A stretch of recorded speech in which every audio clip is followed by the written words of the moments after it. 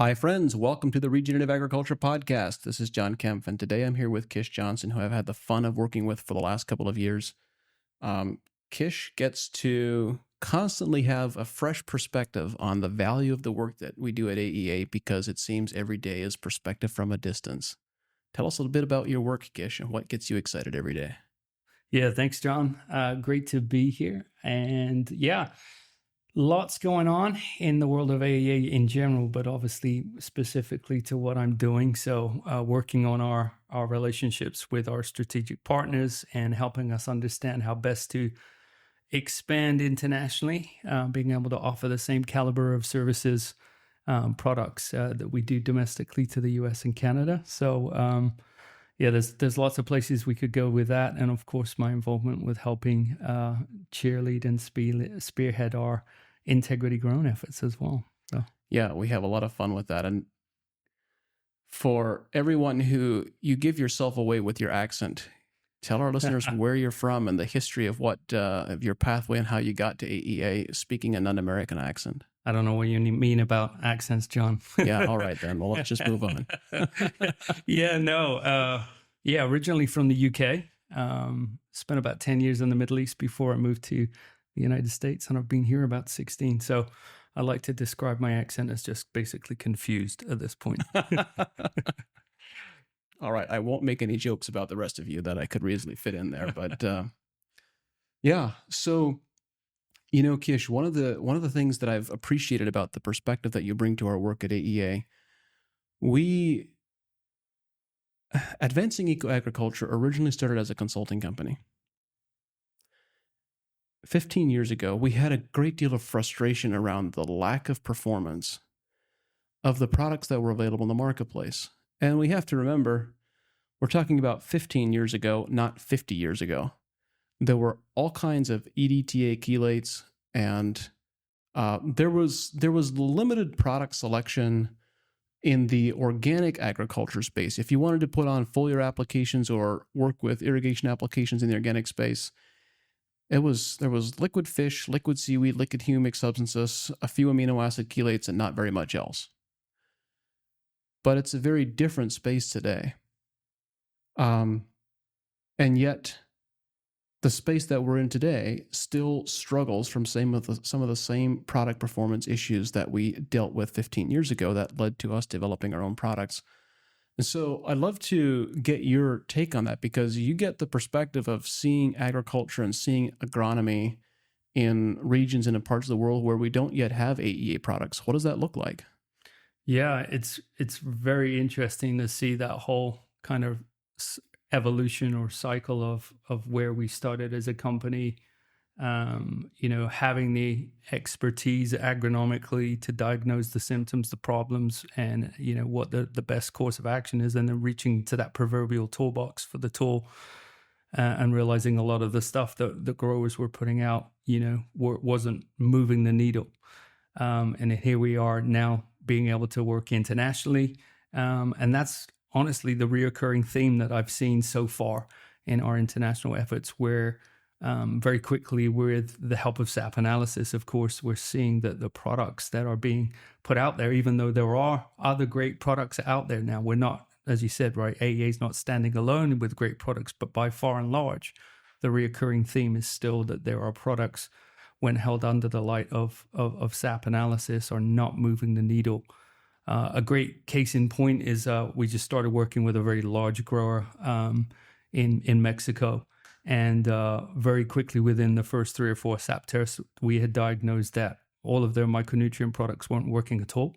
All of them? All of them were not working at all. Of course, with some of the combo products, you might see zinc, something like zinc come up, which is, should be pretty easy to accomplish. But when you look at the efficacy and how often they were putting out the product, and wow, I did not know this story. Yeah.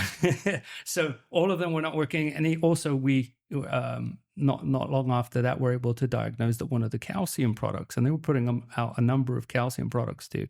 One of those was not working at all in terms of seeing that needle move. And of course, we're able to, eventually get it to a place where we could get AEA products in, and, true to what we see time and time again, here in the US, the response was immediate with AEA products. This is one of the critiques we sometimes get as an organization is that, and it's interesting to me because this criticism never comes from someone who's actually an AEA customer or who has looked at the inside of the company. It always comes from people who are not yet customers. Right.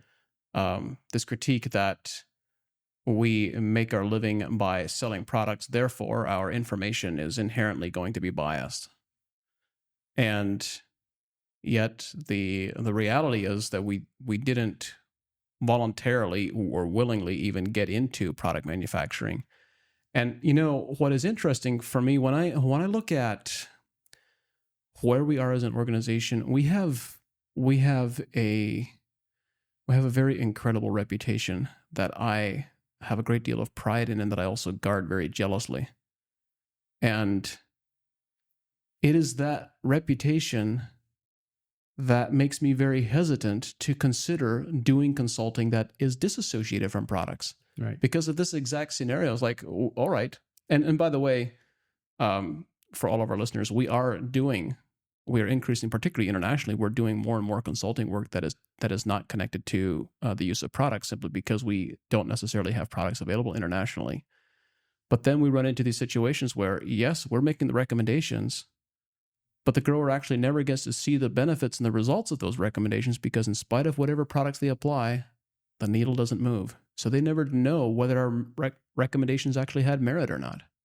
That's right. And, it's just as frustrating for the growers as it is at the agronomist from AEA, where you can absolutely, create the understanding of what's going on, how to resolve the issue.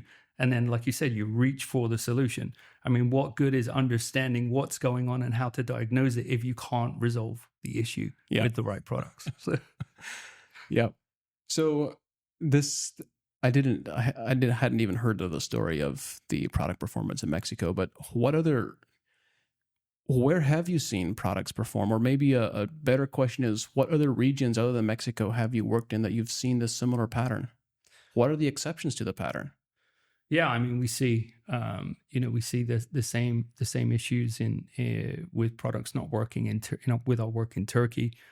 We've seen that in Brazil, Colombia, as well as Australia now is another new area, and of course, off the back of our recent trip to the UK as well. Right, there's some very low-hanging fruit, no pun intended, opportunities there for pun fully intended for products to make their mark and to start driving change and creating profitability for farmers. Considering isn't it true that there are growers in these areas that are already working with SAP analysis? And I would expect that other companies surely must have had similar experiences to what we had back in 2011 when we started using SAP analysis, and they must also be recognizing and realizing that products are not performing and wanting to develop different solutions. What does that look like in these different local markets? Yeah, I think that's right, and I think there's a number of perspectives we could take on why. Right, number one, we have definitely a number of newer product companies, trying to resolve those issues they've been exposed to now. The SAP analysis technology that's well over a decade at this point, right? And we definitely have seen SAP analysis for us be the ultimate scorecard of our own product's performance, but also other people's as well. Or I shouldn't say ultimate, but a key scorecard for our product's performance as well as others.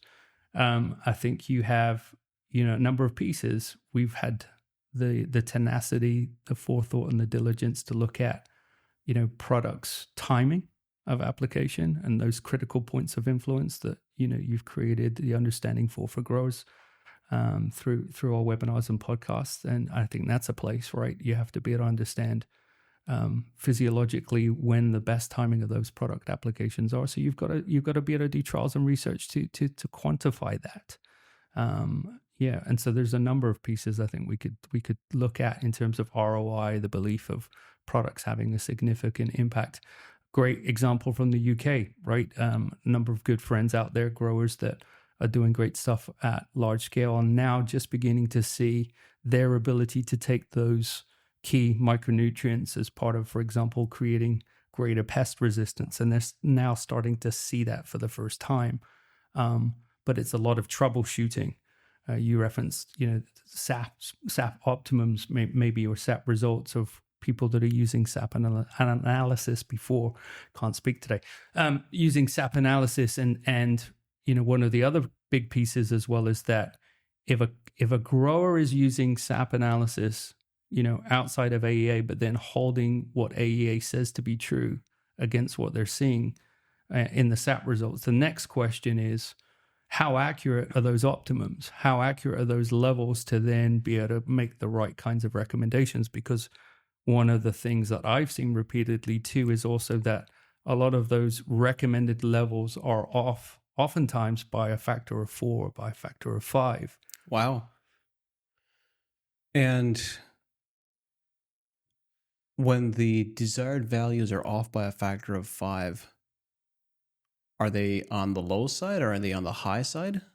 That's a significant factor.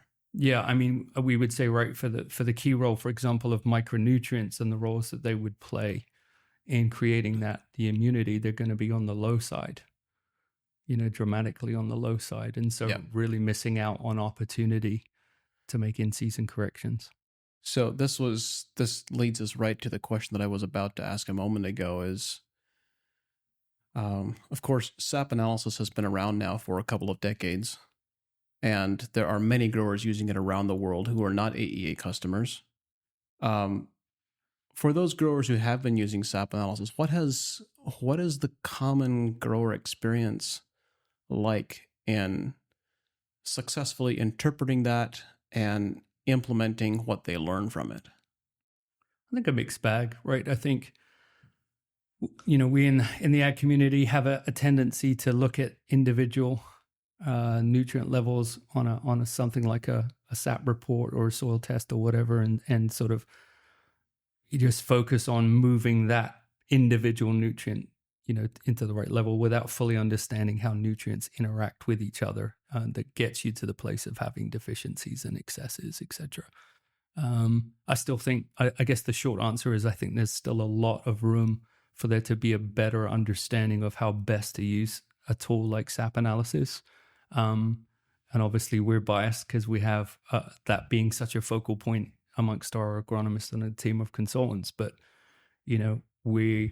we're able to deliver such great results for growers working with that because we're so familiar with it. We have such a large experience, and obviously that's not necessarily true for every other company out there or a grower trying to use SAP analysis independent of an agronomist. Well, I think I'm still going back to your comments about 3 to 4x variation between our desired values, or 4 to 5x variation between our desired values and the desired values that might be coming from various labs. And it's been a while since I've looked at this closely. We went down the pathway. I'm not even sure the exact timeline, but at least 5 or 6 years ago, we went down the pathway. Actually, I think it was in 2017. I started looking at it. In 2018 was the first time that we did a complete overhaul where we chose to establish our own desired values. And I still remember some of the redonkulously huge spreadsheets, data sets that I was looking at. No doubt. In developing some of those desired values. But the reason we developed our own desired values is just simply because we have very different target outcomes. It's what do you call the target? What is the target? Is the target to grow a crop that fits within average parameters?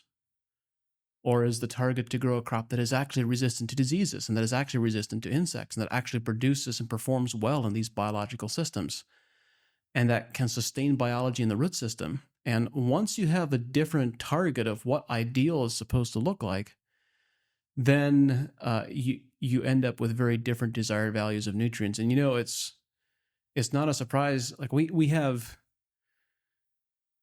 I'm not surprised to hear that our desired values of trace minerals are that much higher. I am surprised at the degree. I'm not surprised that they're higher. I'm surprised at the degree. But then I would also speculate we probably actually have lower target values for some of the elements like potassium and perhaps nitrogen on some crops. Yeah, I think Yeah. that's true. Yeah, it's an interesting piece, right? Because I think a lot of this also comes down to, the same age old question. Well, when you get the data, what do you want to do with it? What's the aim? And I think in some ways, we've had a lot of more success or quicker, earlier success with crops that have higher ROIs, where the ability to really pursue those potentials may be a little bit easier. But yeah, I would agree too as well. I think you have to look at what the desired outcome is with the data that you're getting, and the tenacity and the commitment of the grower to go after creating the solution off the back of that data, for sure. Yeah. So as you look at as you consider the international landscape, I'm trying to think of how to ask, or what exactly the question is that I'm asking. But maybe the question is, what does the international landscape look like? We've been fortunate and blessed here in the U.S. We're a country that is rich in resources and knowledge and know-how, and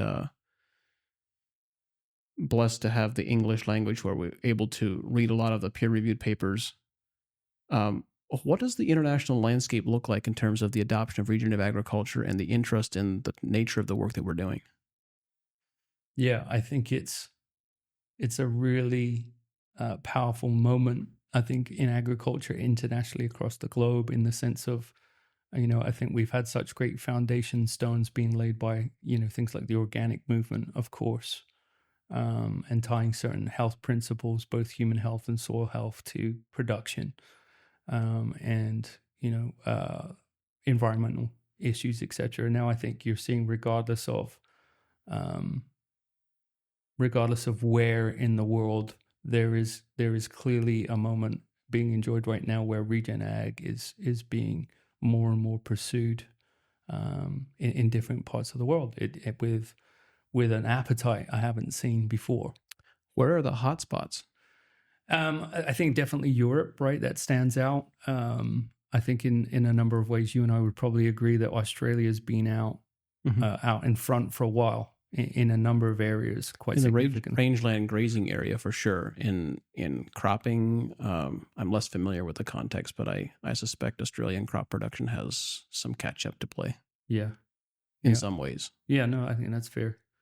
There also seems to, at this moment, be a lot more opportunity for funding, that removes the obstacles for growers to be able to make, these kinds of not tests or experiments, but transitions and big steps towards a different way of farming and growing high quality produce. When growers use SAP analysis, and I guess my question is, what does the grower experience look like when they have access to SAP analysis, but they're limited to products that were developed for a mainstream system? And in particular, my question is, how much time goes by before growers catch on that the products aren't perhaps performing as they expected them to? I think one thing is true across all global landscapes, which is pain is always a great motivator. So people, growers, facing very impactful, detrimental issues to production, have obviously much more of an extreme, interest investment in finding solutions and utilizing that. And I think that's the interesting thing with SAP, right? But trying to keep this idea simple, which is there's so much data there that is actionable. I think anytime a grower looks at that, it's like, almost, where do I start? In what order should I prioritize what I'm seeing? Because there are so many opportunities to address very different things, whether it's maximizing photosynthesis, whether it's creating something that has a specific disease resistance, or, and so on.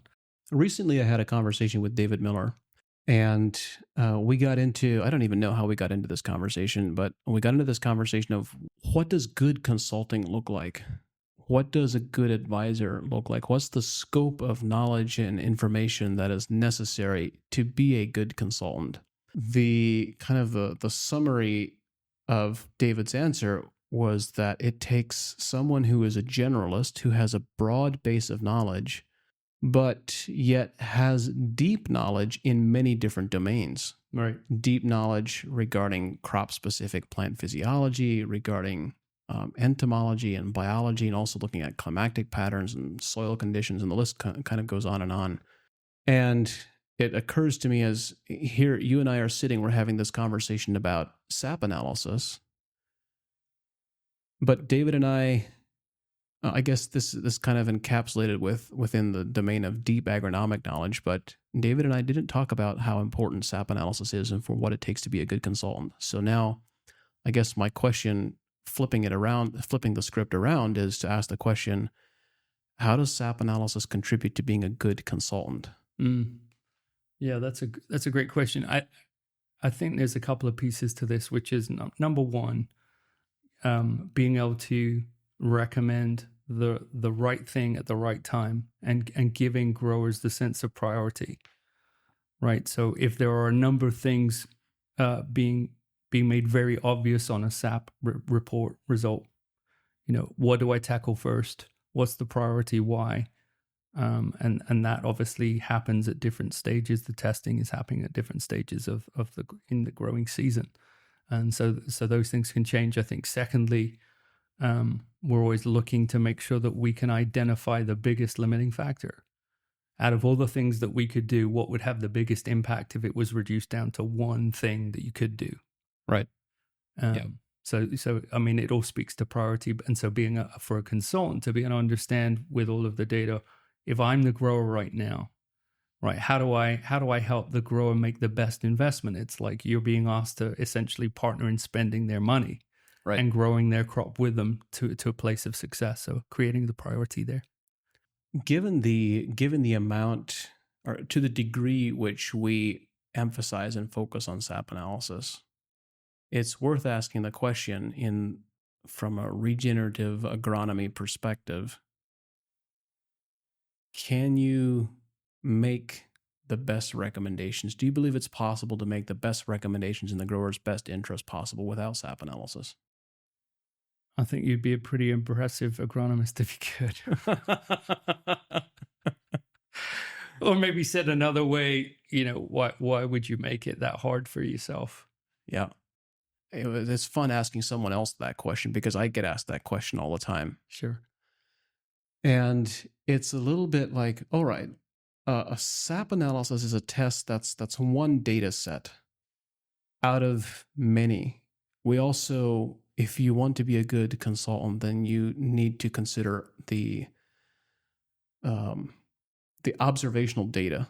Like, you're not treating the lab test, you're treating the patient. So what does the patient look like? What does crop performance look like? What does disease and insect pressure look like? What does the soil look like? Soil aggregation. You have all this observational data, you have all this history. By the end of the day, the lab tests still give you insights that nothing else can give you. It's like it's like treating a patient who comes into a medical clinic that has a heart issue. It's like you can ask questions, you can make observational data, or you can make observations, you can observe skin color and shortness of breath and difficulty climbing stairs, and you can get a lot of history, and you can surmise that there's a heart challenge, but it doesn't give you the granularity of data that an echo does. That's right. Yeah, and I think this speaks to another example of working with another international grower recently as well, where we have this predictive element of SAP analysis, where you're seeing something happen physiologically, chemically inside the crop before you see anything externally visually, and we were able to predict and see in the SAP analysis this rapid drop of calcium as fruit load began to come on the crop, and of course, let's say it was a 2-week window. So you have all of this data, you see this trend, there's an opportunity to course correct, if you like, and then the visual issues show up. And that's kind of key too. So yes, we need to look at all of those visual pieces and look holistically at everything else that's going on. But you do have this very key vital piece called SAP analysis that can give you that early look, that early glimpse into what's going on, because ultimately in a growing season, time really is of the essence. There's so many other things going on farm, regardless of scale. And because all of this investment is happening to creating one successful crop or successful cycles for a growing season, you get often only one chance to get it right at a very specific window. All right. Well, Kish, thank you for sharing your thoughts and wisdom. And to all of our listeners, particularly to all of our international listeners, if you have an interest in working with advancing eco-agriculture, and if you're interested in consulting opportunities, you now have heard the voice of the guy you're supposed to call. So please reach out to us and to our team. We'd love to work with you. Thank you, Kish. Thanks, John.